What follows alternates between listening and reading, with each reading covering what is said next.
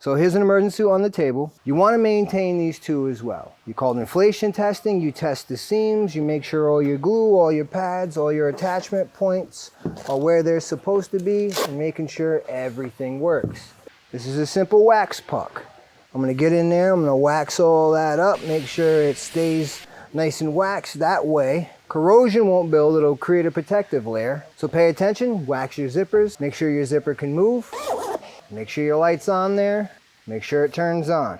Make sure the unit has a whistle. It'll either be attached to the pull lanyard down here so it ends up like this, or it'll be connected to the pocket right here. Check it for corrosion. Make sure you don't have all kinds of mold and mildew growing on it. Bring the head down. I find the arms in.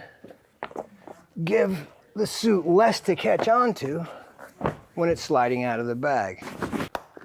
There's immersion suits.